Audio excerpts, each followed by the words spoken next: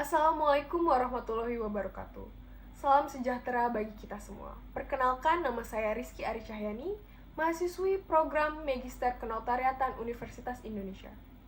Pada kesempatan kali ini, saya akan mempresentasikan hasil penelitian tesis saya yang berjudul Jual beli kapal tanker yang objeknya belum didaftarkan namun sudah dibuatkan akta jual beli di hadapan notaris.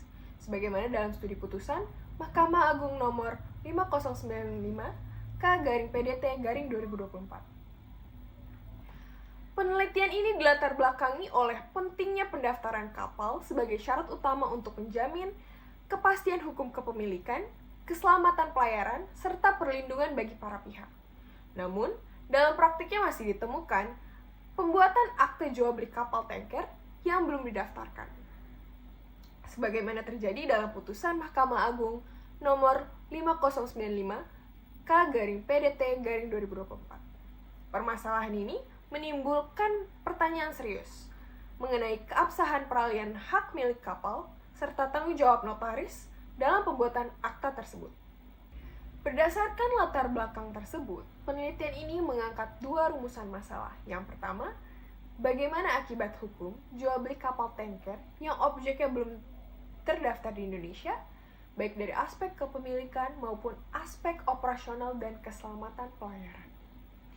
Rumusan masalah saya yang kedua, bagaimana tanggung jawab notaris dalam pembuatan akte jual beli kapal yang objeknya belum didaftarkan menurut ketentuan hukum yang berlaku. Hasil penelitian menunjukkan bahwa, pertama, kapal yang belum didaftarkan tidak memiliki status kepemilikan yang sah secara hukum, karena belum diterbitkannya grose akta pendaftaran kapal oleh kantor syah bandar dan otoritas pelabuhan.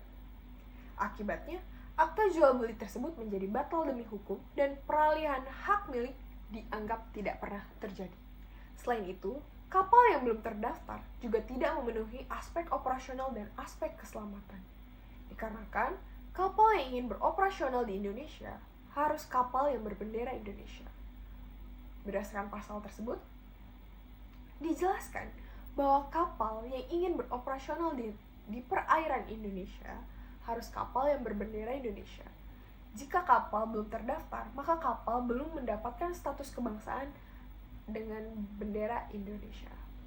Sehingga dalam memintakan dokumen seperti surat persetujuan berlayar untuk kapal yang ingin bersandar di perairan Indonesia,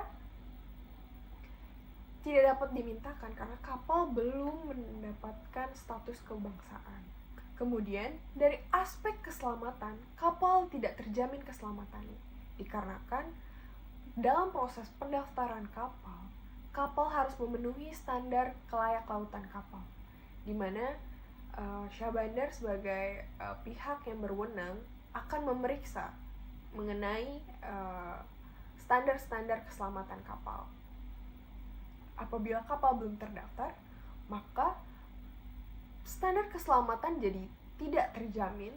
Kemudian dalam segi perlindungan hukum, dikarenakan kapal belum memiliki tanda kebangsaan, maka kapal tidak mendapatkan perlindungan hukum apabila terjadi kecelakaan di perairan Indonesia.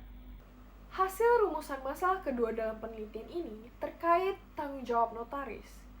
Penelitian ini menyimpulkan bahwa notaris dapat dimintakan pertanggungjawaban secara perdata dan juga secara administratif. Notaris dapat dipintakan secara perdata apabila notaris dapat dibuktikan oleh pengadilan telah memenuhi unsur perbuatan melawan hukum, di mana dalam pembuatan akte jual beli notaris tidak memperhatikan adanya status kepemilikan suatu kapal atau belum adanya grose akta. Kemudian dari segi administratif, notaris dapat dimintakan pertanggungjawaban dikarenakan tidak melaksanakan kewajibannya, di mana notaris harus bersikap jujur, saksama, dan berhati-hati. Demikian penyampaian penyebarluasan tesis ini. Semoga penelitian ini dapat memberikan kontribusi bagi pengembangan ilmu hukum, kenotariatan, dan praktik hukum di bidang pelayanan. Terima kasih atas perhatian semuanya. Wassalamualaikum warahmatullahi wabarakatuh.